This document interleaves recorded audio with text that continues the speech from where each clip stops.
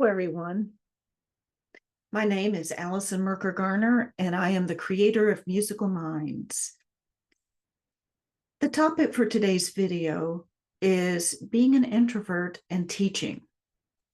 So, some of us have no problems having 10 students a day, talking with parents, answering emails and messages and phone calls. We have it almost fuels our energy supply. And then there are those of us, I'm one of them, that's more introverted. I need lots of time by myself to feel balanced and centered. Teaching long hours, which I used to do, I used to have 50 students and taught for 40 years. And it was a real struggle. What I found was when I would teach long hours, I could do it. But the only way I could get through it and not feel completely worn out and destroyed by the end of the day is to disassociate to some degree, to disconnect, to almost have a bubble around me to protect me from feeling spent or even absorbed by the energy coming in. So it can be a real problem, especially for those of us who struggle with lots of sociability. So how do we manage that? As teachers and as musicians, we spend long hours in a practice room. A lot of the time in our lives that would have normally gone to social development, emotional development, being able to manage your energy in the world was spent alone in a practice room with an instrument. And so we hit the workplace somewhat at a disadvantage. If we're not people, we have to learn how to manage our energy. And there's a good reason for that. It's not because we're crippled or broken in some way. In fact, I think that it can be an advantage. It took me years to understand this, and hopefully you don't go through the same number of years struggling with it before you have your answer. So maybe this will be useful to you. When we interact with people, we are acting on our human right, our humanness. In other words, we're the only species that has the kinds of complex language that we have and the social cues and interactions and complexity to that. And so if you follow anything in neuroscience or the work of Steve Porges, we have essentially three parts to our brain.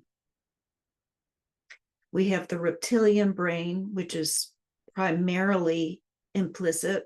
We don't have a lot of awareness of what goes on in that part of the brain.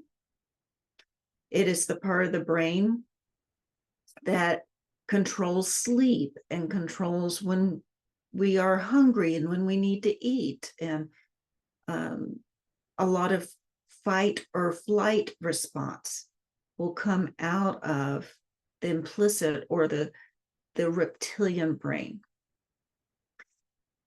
The limbic brain is the mammalian brain. It's the part of the brain that makes us a little bit more social, but basically it is the part of the brain that supplies intelligence of sensory experience, movement, that kind of thing, feelings. And it isn't until we get to the human brain, the frontal cortex, where we have true social engagement. And it is such an integral part of our well-being that it really separates us from the other animals. So knowing that, let's take another little tidbit of neuroscience that is now proven and has been thoroughly researched, and that is mirror neurons. I'm sure everybody has heard of the mirror neuron system, but what do we know about that? What that part of our neural system does is it mimics what it senses. If you have a child learning how to play an instrument and they learn by ear, or they learn by demonstration, or they learn by just imitation, they're using the mirror neuron network to do so. It is how most of us learned language. It's how we've learned how to walk and talk and to be in the world. It's how we've learned our cultural and societal cues through our mirror neuron network. Now, the most important thing I think of that MNS system is that we develop empathy through that system. So it's not just imitation, it's an empathetic response. What does that mean? That means that when we empathize, we're actually putting ourselves in the other person's shoes. Brain imagery indicates that when we are watching somebody or listening to somebody doing something that we can resonate with, or we can relate to, or that we ourselves have been able to do, we actually, our parts of our brain are lit up as if we are actually doing it. It's why Suzuki method kids can learn so quickly by ear, because they're listening and they're being their teachers model and demonstrate for them to just absorb sensorially the music. So this is a documented thing. So what does that mean to us as teachers or as musicians that interact with our public? If we're introverted, then it is more effort for us to connect. Chances are that's because we connect on such a deep level, such a deeply empathetic level. And when we do that, we're not only standing in someone else's shoes, we're absorbing that energy. And this is what I learned I was doing, student after student after student. I was connecting so deeply that they'd walk in after having had an argument in the car on the way over to lesson, and I absorbed that energy. Unwittingly, I absorbed whatever came in through that door. So no wonder I was exhausted. And no one ever talked to me about that as being a thing to learn. And all my extroverted friends just thrived on the long lesson days. I wondered what was wrong with me that I couldn't. That was why.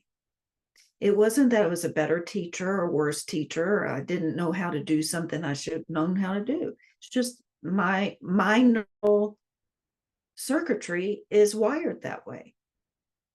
As I'm sure some of you have that same, a little bit more space in the day. So how do you manage this? Now that you understand that it's not your fault, that you're just absorbing the energy of people coming in, and it is what we're wired to do as human beings, how do you manage that? You manage it by connection with yourself. What I mean by that is you could take a time every day to do a meditation. You could do your mind body work, Alexander technique, whatever. You could do those things, have your yoga time, and that would be great. But it really doesn't require that much intention and time. All you really need to do is take a moment throughout your teaching day and check in. Some teachers I know will schedule a 5 or 10-minute break between students just so they can go to the bathroom and reorient a little bit. I don't do that, but what I do is between lessons and during lessons, I'm checking in. And it's simply, what am I experiencing right now? And I can often tell by my posture if I'm disconnected from any kind of feelings or emotions. I can tell by my posture, by my gestures, by the tone of my voice, by the way I'm breathing. So if you're on the edge of your seat, leaning forward, step back, move to the back of your chair, have your upper body lined up with your heart, and just take a moment and take a deep breath. Regroup. There's a man called Daniel Siegel, who is a psychiatrist and also an expert in, I'm trying to say attachment. I was thinking awareness. It does involve awareness, but it's attachment theory. And I'm not going to get into attachment theory, but basically, what he says, and in all the books that he writes, is that if we take that moment to center,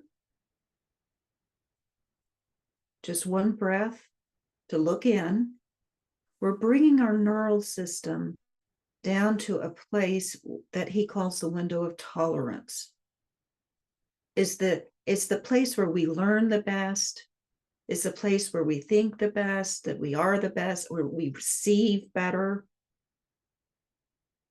Right? So, and we want to receive our students. We don't want to be blocked from them. We want to be present. We just don't want to be absorbed by them. So in this window of tolerance, we can do that. And it means that you don't lose connection with yourself.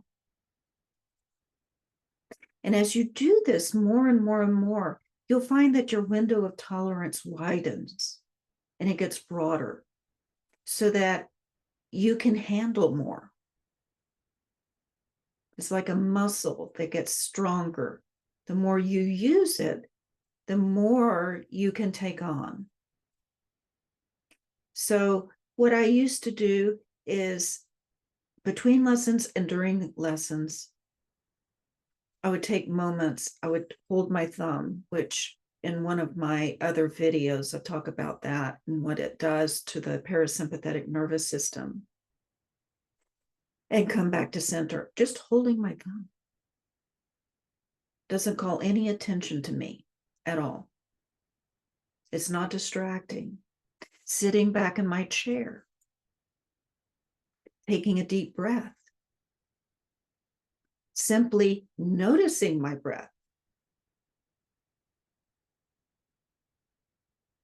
asking myself, where am I easy? Where am I feeling calm, peaceful, joy? Where is that?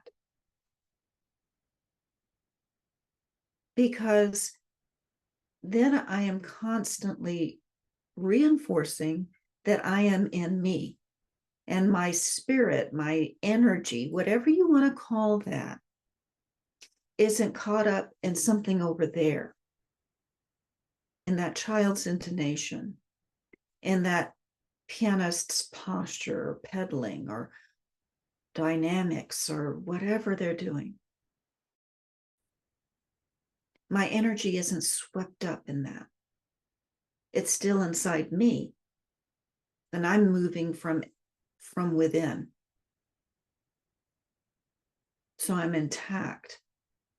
I don't lose myself, as it were. So widening that tolerance means that over a period of time, you won't need to do as much checking in because it's so habitual. You're doing it and you're not even aware of doing it. I will teach and just be slightly aware of the fact that I'm shifting in my chair in a way where I can open up my lungs better and breathe more deeply. And then I think, oh, yeah, because this student is making me really tense, And what that does is it allows me to be more available. That's the beautiful thing about it. It allows me to be more available for my students, for my students' parents. And I realize whatever they come with doesn't need to enter into me. I can recognize it and respond to it and let it go. So if you struggle with feeling depleted, exhausted, destroyed, or simply just tired at the end of the day from your teaching, from performing, from tons of rehearsals that you have, and you're having to interact with people in those, I would take a moment and just assess first, do you have that experience? Do you end the day exhausted? Identify it, name it for yourself. I have this and I don't want this. I have a number of practices on YouTube that you can use to help shift away from that response and create a new one. But the most expedient thing you can do right in the moment is just be aware of it. Because as soon as you're aware and can name that thing that's bothering you, and in this case, we're saying exhaustion. If you can name that, then it's outside of you. It's not defining you. You are aware of it, you can name it, and you can choose to not have it. It gives you agency over that because you now understand it, you know where it comes from, you've named it, you know it doesn't define you. So choose a different way. Start recognizing when something happens that negatively impacts your energy.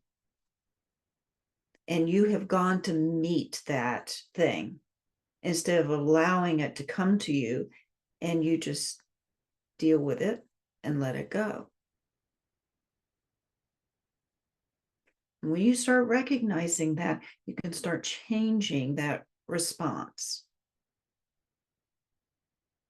And beginning with just taking a split second to check in with yourself, that's the first step.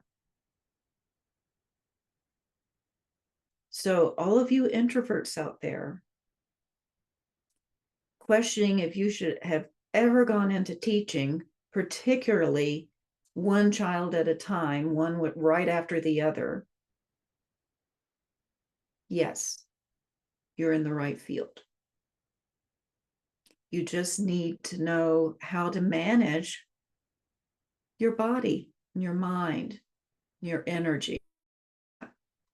And it's not hard, but you have to do it. Thank you for listening.